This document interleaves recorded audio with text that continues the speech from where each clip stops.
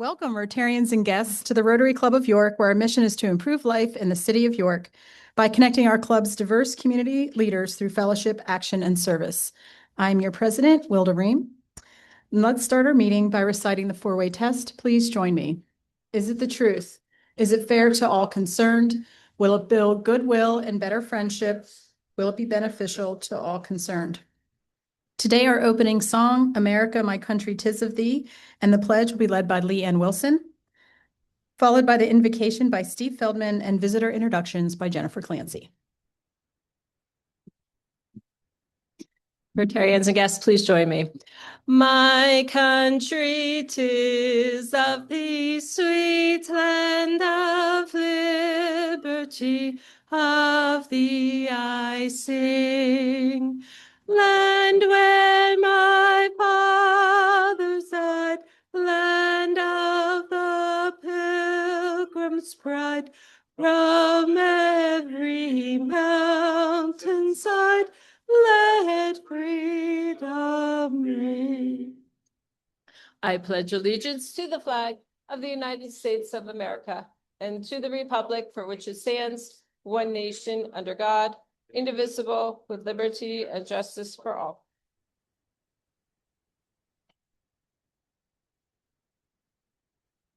Bear with me as I read my prayer from my phone, and it's like playing the trombone. Please join me in a word of prayer. Lord God of creativity, we're grateful, and we ask that you help us to remember to be grateful. We're grateful for the untold and often forgotten blessings of life that you have given the world. We are grateful for the gifts of friendship and camaraderie that we feel here in this Rotary Club. And today, we are particularly grateful for the gift of creativity and applied compassion that we will learn about from our speaker. Thank you for the inspiration she has found to combine technology with well-being for our children and youth. Continue to bless and inspire her and her colleagues in their efforts to make our world just a little better than they found it. Help us all to be a little less afraid to express gratitude to each other, to those who have prepared and served us our meal, and to the club leadership for their constant work to make this a worthwhile and meaningful experience. And help us to remember that the best way to be grateful for Rotary is to live into its values of truthfulness, fairness, goodwill, and service above self. Amen.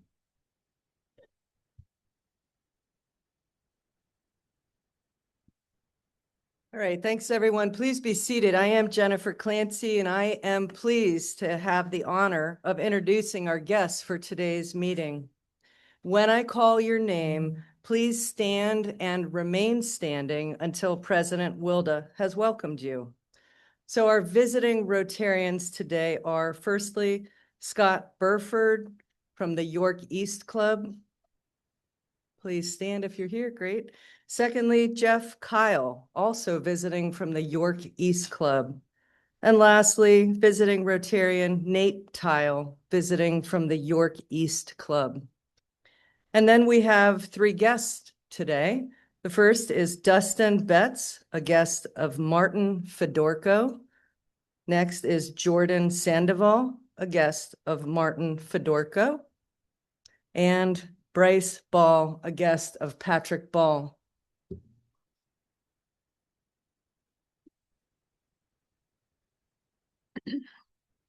Guests, we're so glad to have you here with us today. Whether this is your first visit or you're back again, it's always a pleasure to have new faces in the room.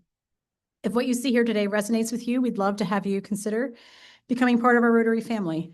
Rotarians, please help me welcome our visitors. You may be seated.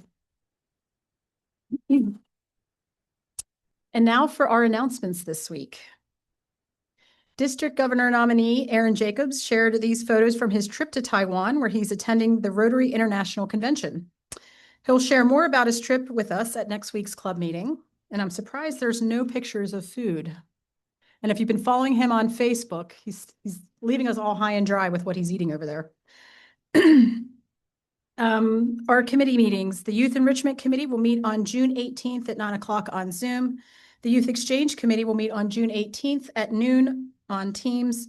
The Global Rotary Foundation Committee will meet on June 19th at 1 o'clock on Teams, and the Student Education Committee will meet on June 23rd at 8 o'clock on Zoom. We have been asked if there will be a club meeting on July 1st. The answer is absolutely yes, there will be. This is a very important meeting for me. And Doug. We will be changing, we'll have our changing of the guard when Doug will be installed as our new president of the Rotary Club of York. I hope he'll be wearing one of those fuzzy hats, or I'll get you a hot pink blazer so you can fit in with Courtney and I. But we hope to see you there. It's going to be fun for us, for me, for Doug. But we're excited to do this changing of the guard. A year has flown by really quickly. So I hope to see you all there. I will not take it. Well, I will take it personally if I don't. So I expect record attendance on July 1st. And now I invite past president Brian Tate to the podium.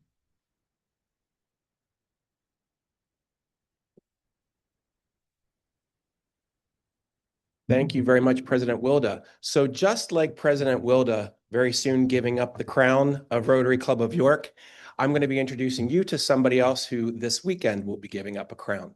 So I've talked to you before about why York, why Miss Pennsylvania being in York. It's simple.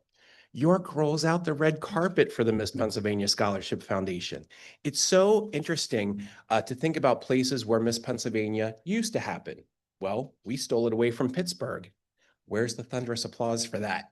I thought that was like a major coup because in Pittsburgh, it was an event that was going on over there at that theater, and there's all these other things going on. But here in York, while yes, there are other things going on, this is such a huge event that's drawing thousands of people from all across the Commonwealth to come to York and spend their money. It's awesome. And we've built some amazing partnerships, and I especially want to thank a few because it's very important for their recognition. The J. William Wareheim Foundation has been our presenting sponsor for 5 years, and I think that's outstanding. We're also so thankful to have the Gladfelder Foundation, to have the Brocker Foundation, the Graham Group, Rutter's Children's Charities. I mean, this year alone, when we had the welcome event for all the candidates at the Revolution last night, the Jack Giambalvo family of dealerships rolled out all their Jeeps for all the candidates to ride around the stadium in their parade. You know, people step up to help, and it's fantastic. Just like the Hanover Auto Team used to provide a car for Miss Pennsylvania for years. I mean, it's outstanding. But one addition this year, which is very special, and it meets up so well with our mission with Rotary Club of York. I'm so proud that the Powder Mill Foundation is supporting us this year to provide tickets to underserved girls in the city of York so that they can attend Miss Pennsylvania this year. It's partnerships like that that show young people opportunities that maybe they didn't know were available to them. So I want to say thank you to all the sponsors who provide those opportunities to girls and young women and inspire them to be leaders in their communities or in Pennsylvania or in America. So with that, I want to introduce you to my friend, Miss Pennsylvania 2025, Victoria Vespico. Thank you.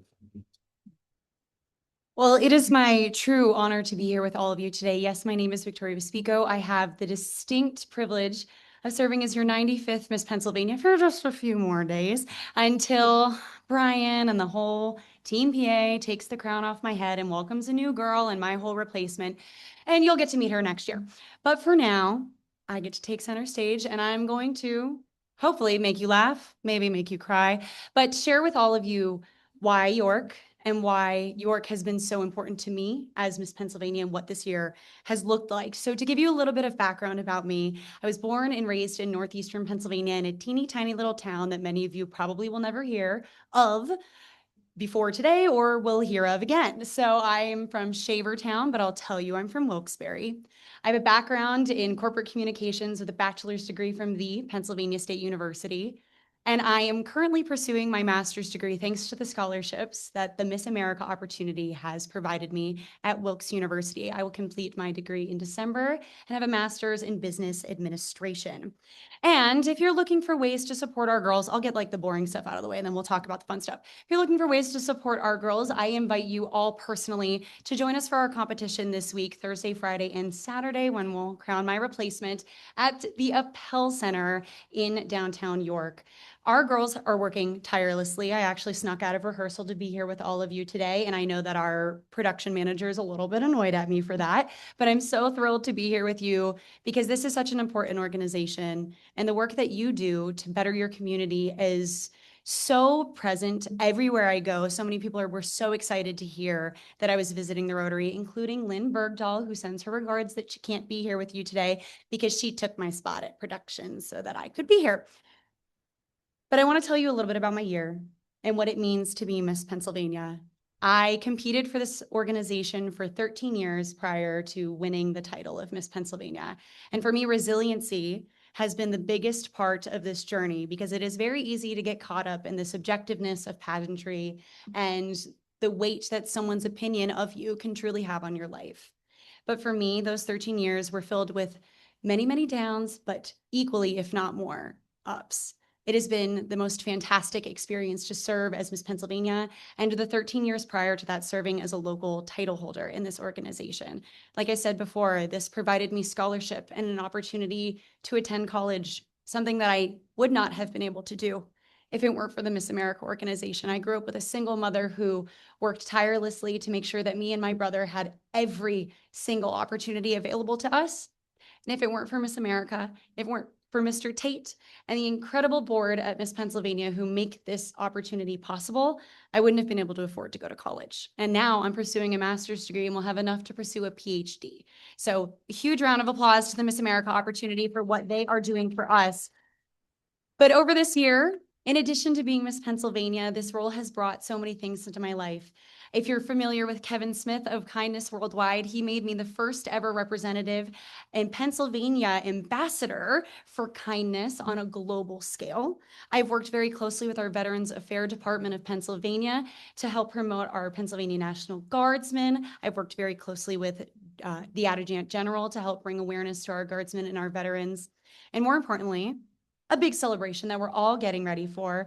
I worked extremely closely and actually serve as a member of the America 250 PA Commission. So if you know Cassandra Coleman, you know she's a little bit of a tough cookie, but she has created an incredible program that we are so excited to be able to bring across the state and especially here in York.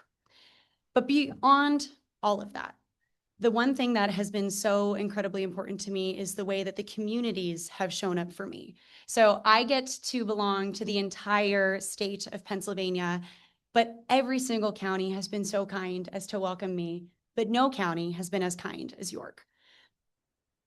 I have spent the last several years, oh God, I didn't think I was going to cry this early on in the week. I have spent the last several years knowing in my heart and knowing above all else that the one thing I was going to do was travel to York to compete for the job of Miss Pennsylvania. And I knew what an amazing experience that would be, thanks to people like you, thanks to this community and to the community at large.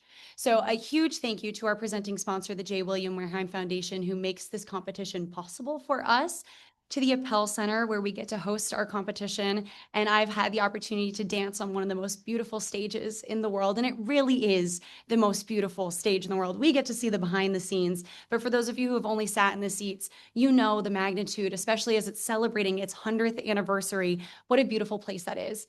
To explore York and downtown York and all of the different organizations that have been a part of this, to the Yorktown who houses us, and everyone in between. There has been no community in the Commonwealth that has been more welcoming than the city of York, than the community and county of York. And I am so grateful to have served as your Miss Pennsylvania. I know I only have a few short days, but I want to say a huge thank you to each of you for making this year possible. If you are not yet a supporter of the Miss America opportunity and our program, I invite you to learn more because we'd love to bring you on board. But once again, thank you so much for the opportunity to be here with all of you today. Thank you for letting me be your Miss Pennsylvania, and I will pass it on back to the rest of your team. Enjoy your lunch. Thank you so much.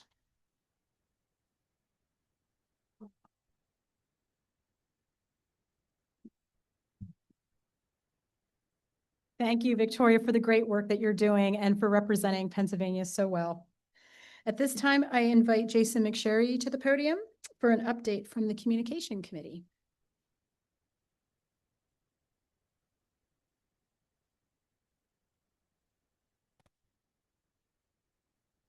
Good afternoon, fellow Rotarians. I don't know how I got the short straw to follow that.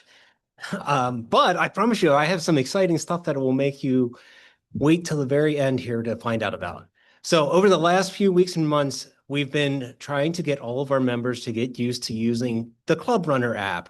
Or if you're not an app person, you don't want to put it on your phone, I get that. You can use it on the desktop to pull up all the club information and, most importantly, sign up for different events. As a matter of fact, over the last few weeks, you've seen some demo videos of just how easy it is to sign up for an event, which is exactly why I'm here today.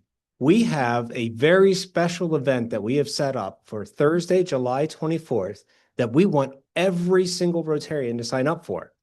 And what is it, you say? We want you to do absolutely nothing on Thursday, July 24th, unless you choose to do something. But every single Rotarian, the first 100 York Rotarians that sign up to do nothing on Thursday, July 24th, will receive a pair of tickets to the York State Fair, thanks in part to fellow Rotarian Patrick Ball and courtesy of the York State Fair. And then this is the really cool thing. You have until July 8th to sign up to do nothing. And at the end of the meeting, we're going to award this to one of the lucky people who have signed up. So, and look at the top of this. So it's a nice Yeti cooler. It'll keep things like 6 packs of beer, soda, milk, yogurt cool. Anything you want to keep cold, really. So this is a great opportunity to exercise your skills using Club Runner. As a matter of fact, we had the video queued up. That's going to show you just how easy it is. It's 30 seconds or less to do this. Here's how to register for events in Club Runner.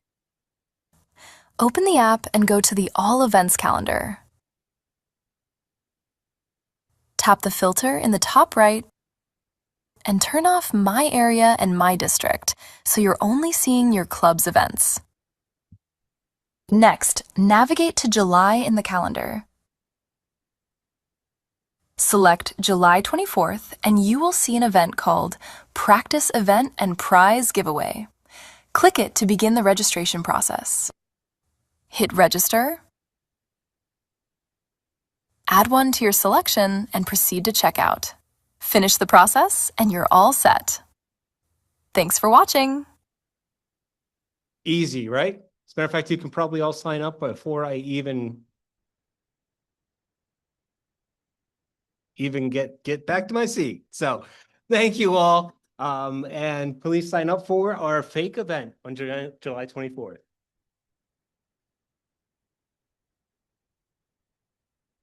Thank you, Jason. Nice to have something on your calendar and have nothing to do all day. You can just use that to block out and give yourself a day of doing absolutely nothing. And now I invite past President Glenn Miller to the podium on behalf of the York Rotary Foundation.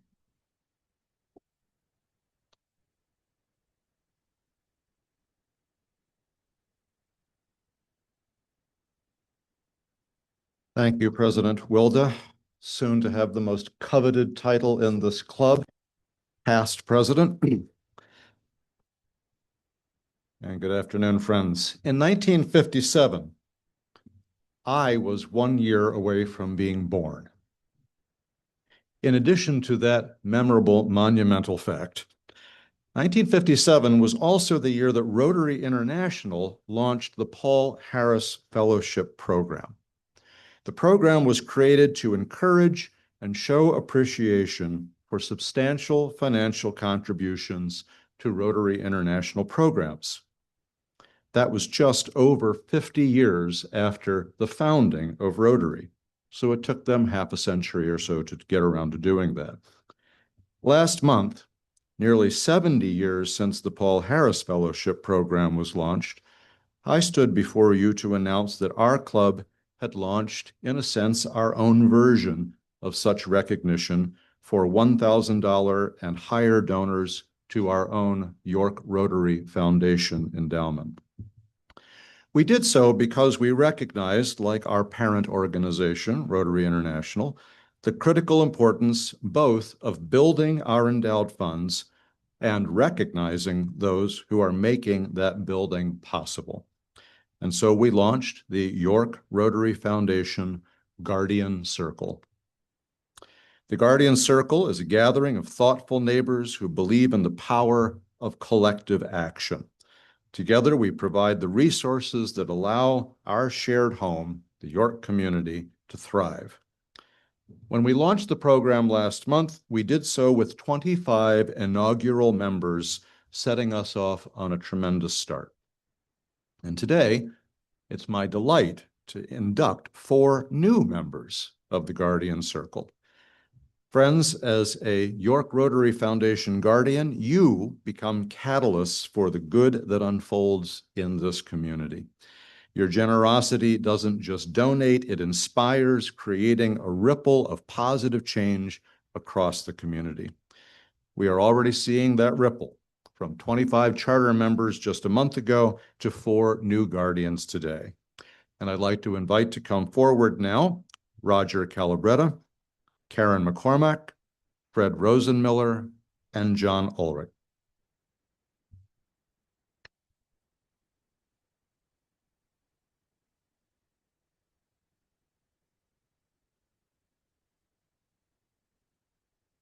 Madam President, if you will present the new badges to our new Guardians. Badges, we need some stinking badges. That's right, Brian.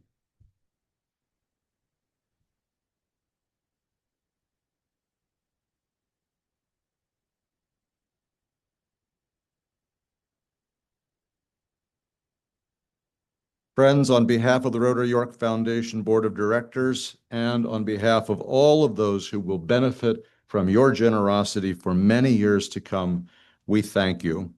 If these 4 folks have inspired you, as our 25 charter members must have inspired them, please feel free to reach out to me or anyone on our York Rotary Foundation board. There are also flyers at your table that can tell you how to become a Guardian. Thank you all again very much.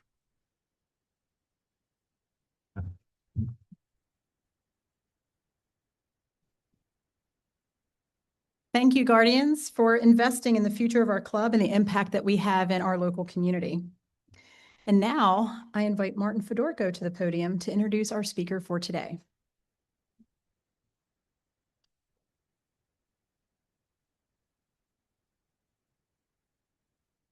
Good afternoon, Rotarians.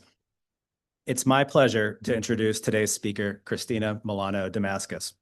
Christina is the co-founder and CEO of Athlon and its product Rallee, a central Pennsylvania youth wellness technology company.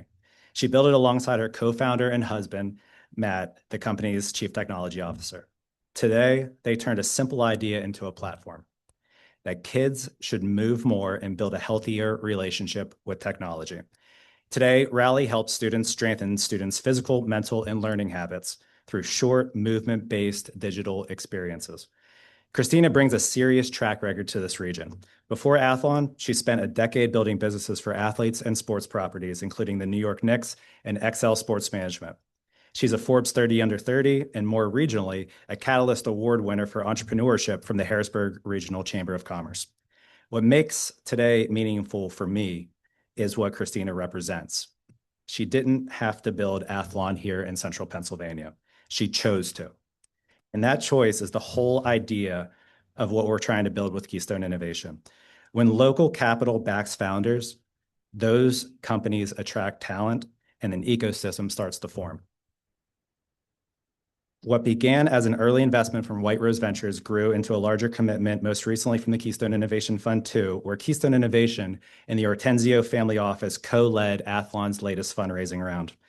That round drew interest from institutional investors like Comcast Spectacor, the CIE fellows at Harrisburg University, and a deep bench of regional and national angel investors.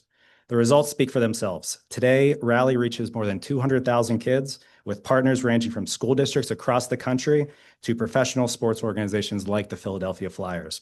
Christina is exactly the kind of founder we hope to attract to this region, proof that you don't have to leave to build something that matters. Please join me in welcoming Christina Milano Damascus.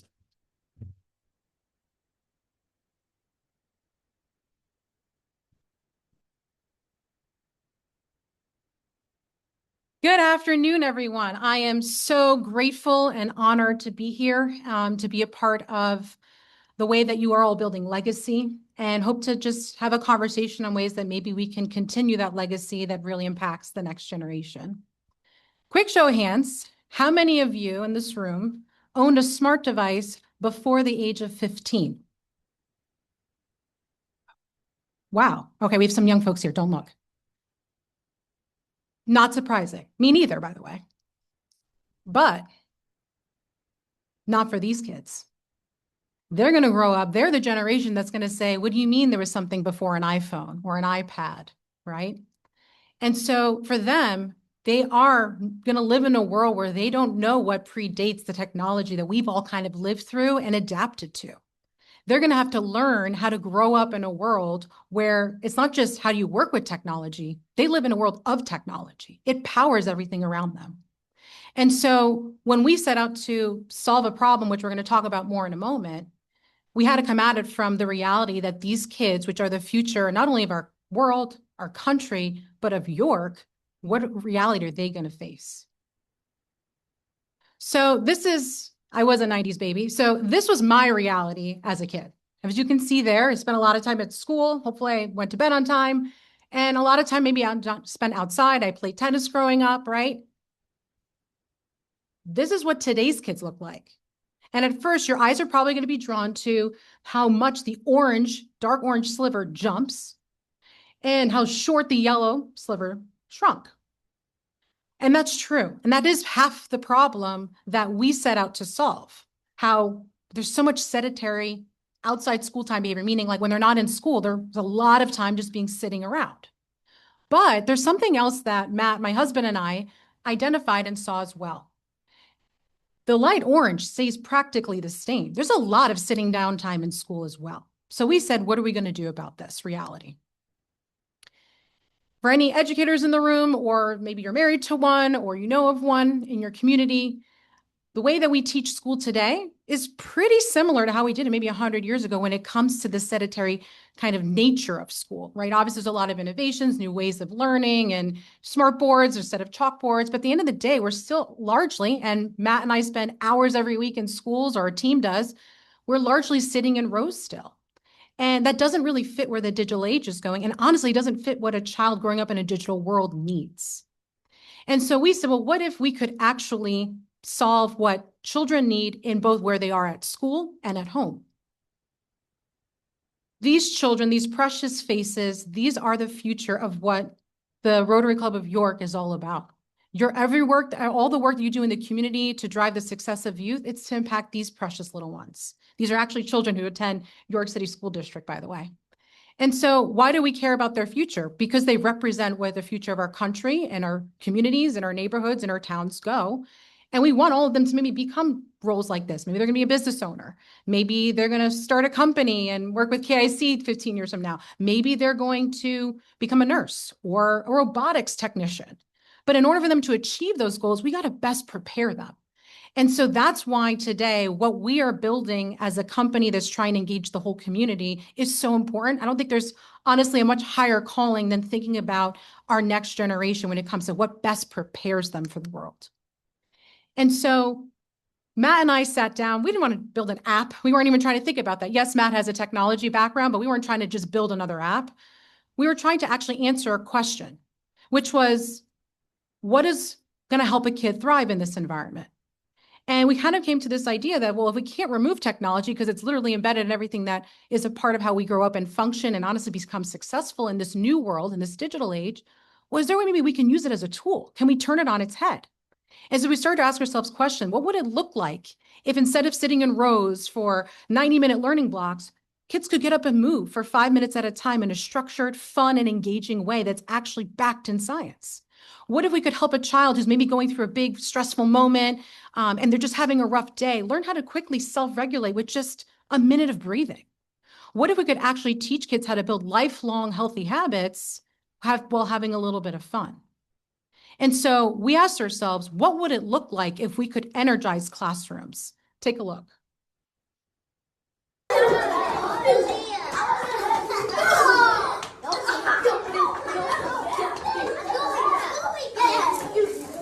You'll see in a moment what they're looking at. But first, watch the movements, watch the activity, and hear the joy from this kindergarten classroom.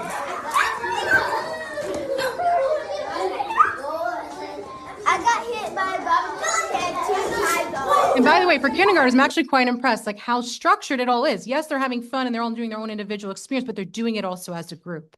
So that's the reality that we tried to dream up. Could we create that? And as you heard, because of the incredible, not just support from investors, which is pivotal, but also this region specifically was the first region in the whole country to raise their hand and say, we want to be the first district to pilot this, and not just pilot it, build it with you. So our first school district was actually Harrisburg School District. Matt and I were living in New York City at the time. And through a sports friend of mine who worked with a local athlete who was working with the school district, they gave me a call and they said, hey, the school wants that app. And we're like, what app? We didn't have it even built yet. But my friend knew we were kind of building this company and he goes, they want a way to get their students up and moving. And so that's what led us to drive 4 hours or so from New York City all the way out here to Central PA on a leave no stone unturned philosophy. We're like, let's just see what happens. And so we went into the meeting, not as a pitch, but as a conversation like today to say, hey, what do you need? What are you finding as the challenges in trying to engage students to learn?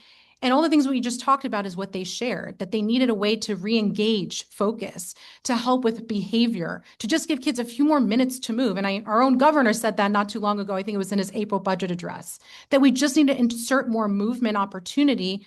That doesn't necessarily always mean leaving the classroom because that's not always what the Bell schedule will allow. And so we took a huge leap of faith, but honestly, I think it was a bigger leap of faith for the school districts than it was for me and Matt. And we moved here because we didn't want to just build an app and ship it out and call us if it breaks. We wanted to build from within the 4 walls of a classroom and understand exactly not just what students need or children need, but what the adults like all of you around them care about as well, whether you're a teacher or a parent or just a really invested community member.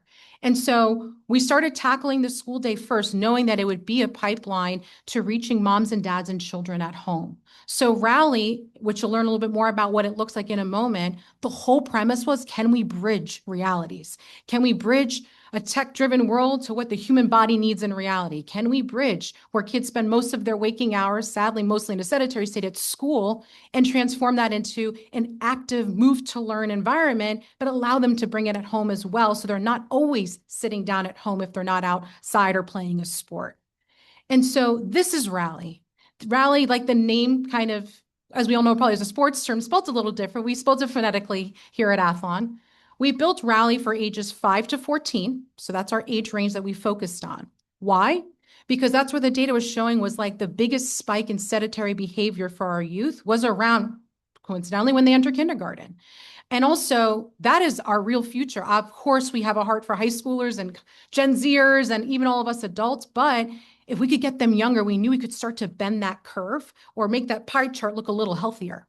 And so we try to get as young as possible where we were able to break into the school day. So we do elementary and middle school. What is Rallee? It's 5 minutes. As you saw right there, a bite-sized session, 5 minutes of movement and mental fitness.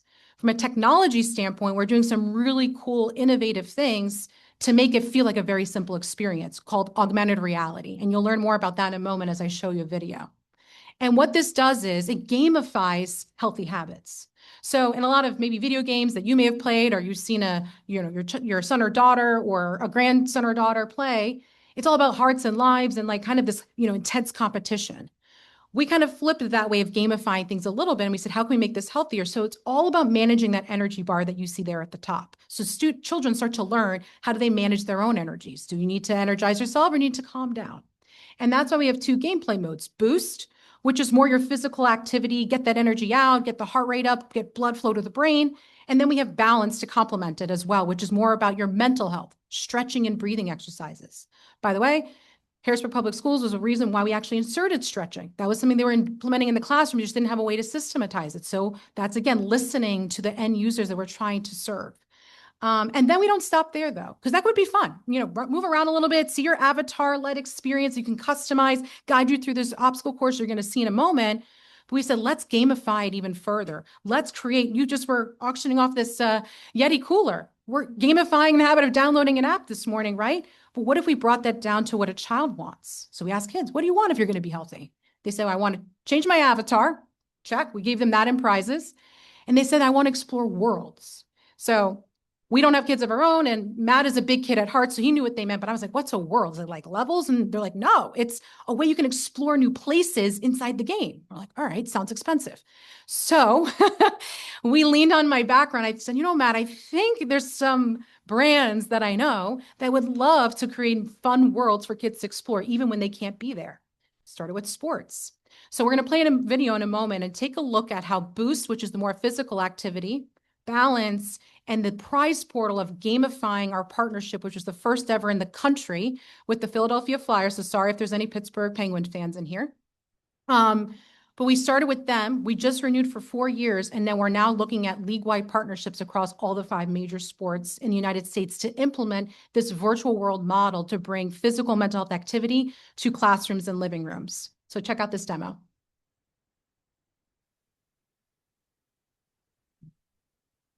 So once you get into Flyers world, the experience loads in a completely immersive experience themed around the Flyers hockey. So you stand back from the device, no equipment needed, which again is the innovation here of augmented reality. We don't have to pay for controllers and consoles and TVs, just the devices that students are learning on at school, which are laptops called Chromebooks or iPads. And then at home, we're actually rolling out smartphone this end of this year as well, so they can play on any device that their family has. And as you move in the real world, you see Matt there in the bottom left-hand screen. As he sees his own movements, he's controlling his avatar, ducking and dodging and jumping over obstacles that randomize through an AI algorithm every single time a child goes through, so they can never memorize the course. And as you collect those coins, you also have the opportunity to do it in a different way through balance. Remember, that's the mental health side I mentioned, through stretching and breathing exercises. So here we transport kids into the locker room because that's where the mental game takes place. And they get to do stretching exercises with their avatar, but you're guiding it. So again, those check marks better be there. Otherwise, if you don't hold the proper form per exercise science standards, the game pauses. So we always have this saying at Rallee, I feel like the kids are eating their veggies without knowing it. We kind of feel like we've wrapped healthy things around something fun to make it actually something children want to do. And that's about getting down to their level. That's how you engage a child. And so by using something like this, they're starting to almost become the coach of their own journey. They're guiding their avatar. But when you kind of help others, you start to learn those habits yourself. And so the last part you'll see here is the prize portal. So again, remember I mentioned that gamification, those coins, they become a currency, but not to buy something, right? We're actually using it as a currency to unlock things through fitness as the currency, right? So there's no dollars associated here. It's all about effort of movement and mental health. And so as you can see, you can get some cool, sports team themed things for your avatar.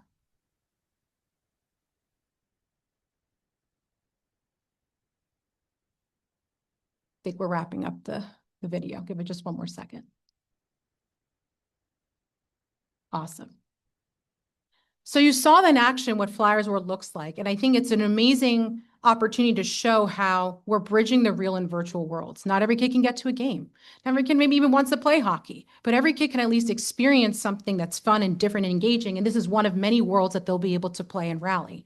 But we didn't stop there. We could have said, hey, we're a tech company and we'll let others focus on real world experiences. But Matt and I felt that to build a healthy relationship with tech, you have to redirect kids to the real world experience. Technology is a powerful tool. It could be a great tool, but you have to be balanced with it. You just can't only be on it. So how do we motivate them to get back into the real world?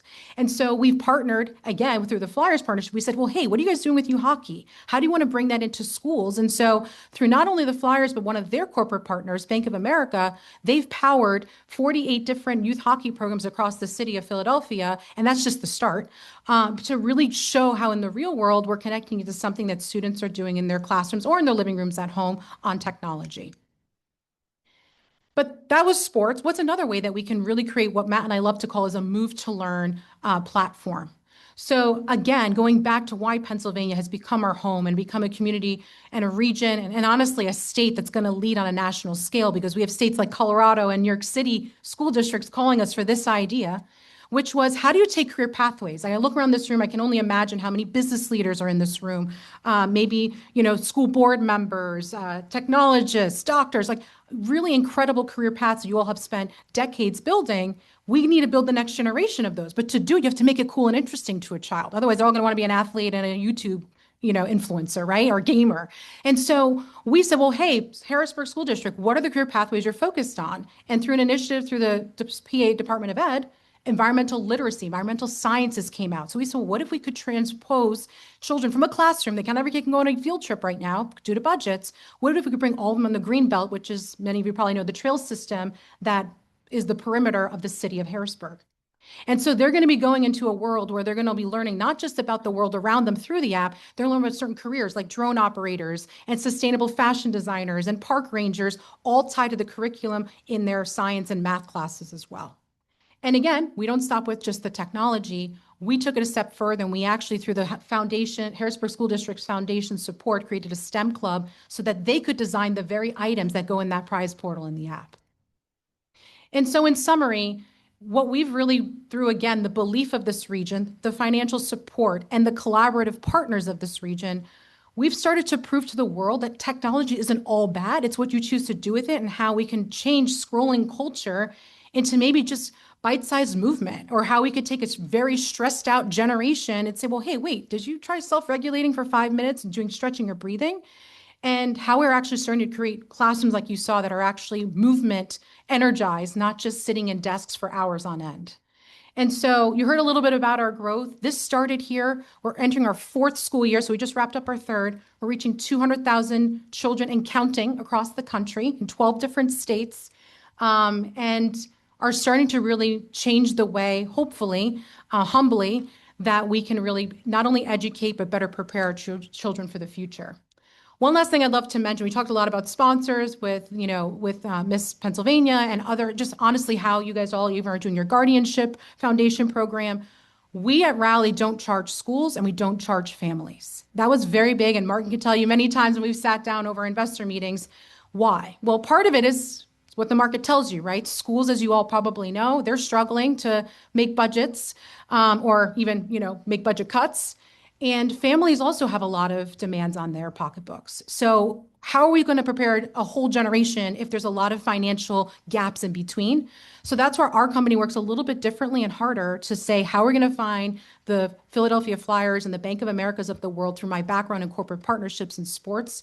I learned a lot about private-public partnerships. And so that's the model that we've taken and now scaled. So that way we can walk into a district as large as New York City Public Schools and say, you don't have to give us $1.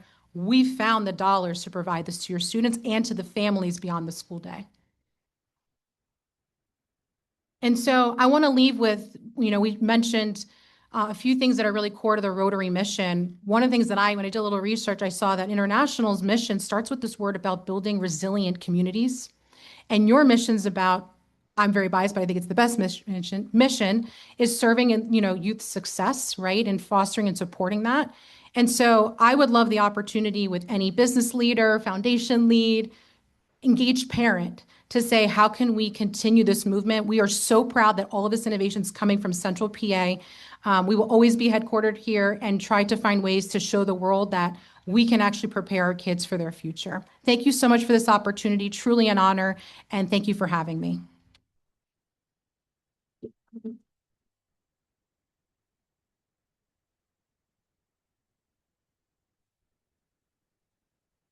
I could take questions, apparently. Yes, gentleman in the center. Oh, sorry. Okay.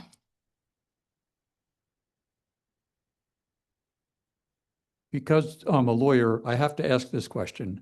How are you protecting all of these innovations? Are you using copyrights, patents, trademark? What are you doing this is very innovative. And I salute you for the creativity and for the innovation that you have here and the good that it's doing. But how will you protect it so that it's not taken and so someone with less goodwill doesn't take it over and you lose the idea?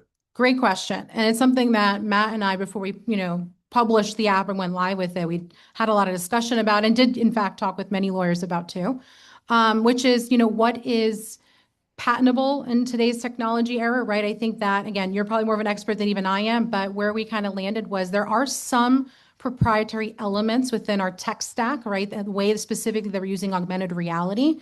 But at the end of the day, like I guess, many gold rushes, right? Like when technology starts to become a commodity as it is today, we really felt the proprietary element or the secret sauce, if you will, of our company was maybe less about every code base, although we do try to protect that IP. But it actually was the way we put it all together, the recipe, right? And specifically in that recipe, the business model, right? So you go ahead, try to build an app. It's going to cost you a lot of money. If you throw it in an app store, $4.99 a month, we felt that probably wasn't going to be a company that was going to be able to scale to the scale that we are at the margins we're having. So we really leaned into this model approach as also something, well, you can't necessarily truly patent your model at this point. It's really given us a tremendous competitive advantage. And our hope as a startup, a venture-backed startup, is that we scale fast enough so that way instead of trying to copy us, you try to acquire us. And so I think the other piece too is we lock up, as from a lawyer standpoint, you'll love this, we lock up multi-year agreements with a lot of our school districts are 5-year contracts typically. And then secondly, and usually with school districts, once they implement something, they're not going to try to quickly switch, right? So we feel like we've given ourselves a really good head start, but we also lock up longer-term contracts with our sponsors, like the Flyers, the IP partners. So again, I think that starts to really bolster our value, but I think it's an excellent question. I think it's also changing a lot with how much innovation's happening in tech. Thank you again for being with us today. I think that the tech revolution in schools around here started roughly 12 years ago with the introduction of, iPads for every student and things. And lately, in the last several weeks, I've been reading a lot in the press about a pretty hard pushback about some of the negative effects the use of tech for educational purposes has had on reading abilities and comprehension and some pretty critical issues for learning. What has been your experience running into that and the other question that goes with this is, to what degree are you finding sufficient technology in the classroom to handle what you're offering? Two awesome questions. I'm going to answer the second one first, and then I'll tackle where the trend is right now. And I call it a trend because I'll share more in a moment. So when we launched our company, we launched it in 2022, so right at the tail end of COVID. Federally, during the COVID pandemic, there were a lot of federal grant dollars given to school districts. When I was coming up in the sports industry, we supported a lot of digital divide initiatives. For example, Verizon was one of our partners, and we would help the New York Knicks and Rangers work with Verizon to close that tech gap specifically for classrooms. When Matt and I started our company, because of those federal dollars and all schools having to go virtual for a period of time, almost all of them invested into laptops, iPads, whatever it might be. So not all communities were as progressive or had the ability to be progressive like York 12 years ago. They're like 3-4 years ago. So your big city districts even, they all are one-to-one on devices. So that enables, something's about timing when you launch something, that enabled us to not have to worry about, is there sufficient technology in the classroom, because classrooms had the devices. To your comments about what's been going on, I would say the last 3-4 months has really gained some momentum, which is this pushback on, oh, wait, screens are creating non-productive outcomes in classrooms. Let's just categorize it as that. Again, Matt and I right now are not able to stand on a podium on a national level yet, maybe, to share how there's an alternative. But most of those conversations are coming from places where they don't know Rallee. There's none of our districts, right? We're big enough, we're still growing. And so those are districts that right now, it goes back to those pie charts. If you're sitting down in school, whether it's in a textbook, on a laptop, staring at a board, those are not going to be ways to create productive learning outcomes. And so what we know, and that's what the science says, is when you just get up and move for a few minutes, that's when, from a behavior and a learning comprehension standpoint, you start to see the brain re-engaging, you start to see the student refocusing. And that's for, your average student. When you start thinking about special education or populations that have ADD or ADHD, it's even more imperative. So I actually don't think it's a bad thing to think about balancing how much time we spend on devices, just like how we should balance how much time we were sitting down all day at school. I think the conversation should probably, hopefully in the next few months, my hope is shift towards balance versus this all or nothing debate that's I think is happening right now. But the good news is, again, these schools finally have closed their digital divide. It's an amazing milestone for our country, so we can actually prepare kids for a better tech future. So that's kind of where we see right now. It's an ongoing conversation, but when districts, there's a district out in Eastern P outside of Philly that has a pretty strong rule on that they're trying to eliminate all devices at school. We're actually still talking to them about Rallee. Maybe the Rallee is going up on the big screen at the smart board at the front of the room, and maybe we could start to engage those parents and have a conversation with them to show them that there is a balance and an in-between. But yeah, it's an ongoing conversation for sure. Yes. This is fascinating. And now my mind is starting to wonder. I'm thinking, okay, suppose you create specific games that can be energized into being competitive. So students at the 6-year-old, 7-year-old, 8-year-old, they get liking these particular little video exercises, and they start talking, hey, I can do this better and faster than you can. And one school then develops a team, another school develops a team, and maybe they are doing it online, maybe they're going outside, but the enthusiasm that would grow would, I think, grow for the enthusiasm of the whole program that you have. And again, my mind is wandering into the competitive nature of this. I don't know if you were you an athlete growing up? Yeah, I used to be able to run and play tennis. There we go. I think it's a really interesting point, and I think it goes to show that there's kind of two things that we always kind of, the push and pull of where you take a product innovation with like a roadmap, right? Is how do we give children what they're asking for, what engages them, while also thinking about how we protect them at the same time. So you're right. I think some kids are extremely competitive and they get more engaged the more there is a sense of competition and that winning moment. Other kids retract from that. And so when we did our market research, we started to observe, we would just sit in classrooms and be silent and just let the kids go and watch behaviors observationally. And it was really cool that, as you saw in that video, some kids, you hear them talking to each other, like to your point, and other kids are just standing there nice and quiet and they don't want to be bothered. So the answer to your wondering remark is, we don't know the answer to that yet. We're still listening and learning and trying to think about, in a group setting, what is the best way to support our teachers so that they don't create an environment where your overachievers are engaged, but your more introverted personality, or maybe just having a bad day, you don't want to engage in an external way, that then all of a sudden we're going to put a pressure on that child. So one thing we have done to your sense of competition is we've created what we call like healthy challenges. And we do it as groups. So this classroom versus that classroom, or this building versus that building across town. So that way, those who are the high achievers, they're going to motivate their classmates, but we don't make a child who's not as engaged in competition. But I think it's a really cool idea, and maybe it's something that's better suited for outside school. It's something we can explore more, but you can always, we'd love to have more conversations about product road mapping. That's always a fun one for us. So thank you. Yes. Thank you very much for the presentation. Wonderful job. My question was more like on the curriculum. I know you said it's like 5 minutes for the thing. How many times are they doing that a day? And then as they progress, as they get older, are they getting a different curriculum, or is it just kind of that same running course over and over and over again? Great questions. So for the 5-minute experience itself, it is, like I said briefly, the algorithm self-generative, meaning every time you go in, it's different. So that allowed us a lot of efficiencies where we don't have to sit there and code out or create so many different versions. So right now our sweet spot's 5 to 12 years old, or K to 6th grade. Over time, as we continue to grow and get more resources, we'll probably start to grade band it even narrower and really make probably more the upper end of the spectrum a bit more quote advanced. What we also have in there that I didn't comment on, in the actual 5-minute session, you can do it as short as 1 minute. If you do it all the way to 5 minutes, it gets much harder, to the point where everyone in this room will be huffing and puffing, right? It gets much harder. So what we find is, and we recommend for the younger grades, their attention spans are also shorter. They're doing 1 minute to 2 minutes.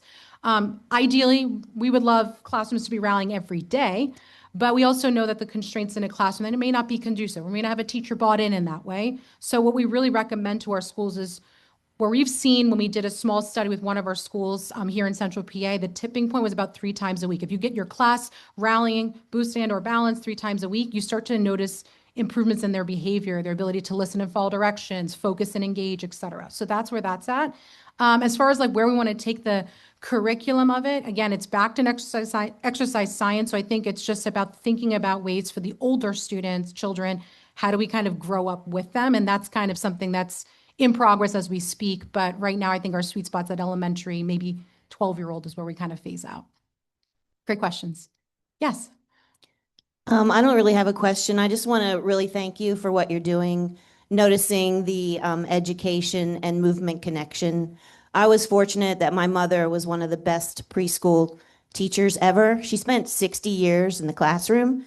She started with the brightest and best at York Suburban, and she finished in Center City, Baltimore. And she was well ahead of her time in that her classrooms, they would rotate every 5 to 7 minutes. She'd say, rotate, find a new chair. She didn't have your technology, but all the other teachers were like, oh my God, what are you doing? We are telling these kids to sit still, pay attention, learn. And she was like, don't you know that if a kid uses all their energy to sit still and be quiet, they will never learn. So I applaud you. Keep it up. Thank you so much. And honestly, I can't take credit. I'm just a vessel. First off, my co-founder, my husband, Matt, I will pass that along to him. He's the visionary. And there's someone said about today, creativity. And truly, you know, that I'm going to pass that thank you, that comment along to our educators that have given us a shot, to our children who consistently are showing us that we're on the right path. But thank you. It's very encouraging. And when you're trying to do something different, you do need that encouragement. So thanks so much. One more for you. Thank you so much for your presentation. That was outstanding. I understand how your partners are underwriting the implementation of this, and that's excellent. But how do you and Matt create a revenue for doing this? How are you generating an income? Well, Matt and I are employees of our company, which is helpful at this point. We weren't for many years. So the way that our model works is there's a value per every student license, like any software distribution model. And so that's what our sponsors are covering the cost of. So that's how we generate revenue. We charge our sponsors a fee. And then in addition to that, if you're one of the brands like the Flyers that wants to build their own environment, there's some development and ongoing annual fees to maintain, almost like a membership fee. So that's kind of our B2B strategy for those enterprise folks in the room. As we grow, we do see some, you know, again, we're still in the testing phase, so I don't want to share too much yet. But hopefully as we grow, you could follow us. So we do think there's opportunities for some families that have means. There'll always be a free version of Rallee, but a freemium offering where maybe some moms and dads could also pay for premium benefits for their households. That might be another revenue source that we explore in the future. But yes, again, if it wasn't for, you know, the belief of Martin and a few other very big key investors for us, Matt and I wouldn't be able to do what we're doing. So thank you all for your time and the generous comments, questions, and attention. I really appreciate it, and a pleasure to be here.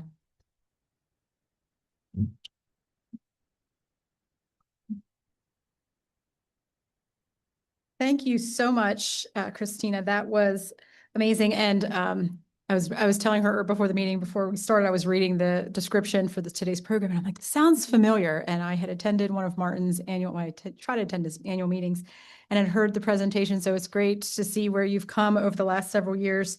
But thank you for sharing your expertise and your passion for helping young people thrive.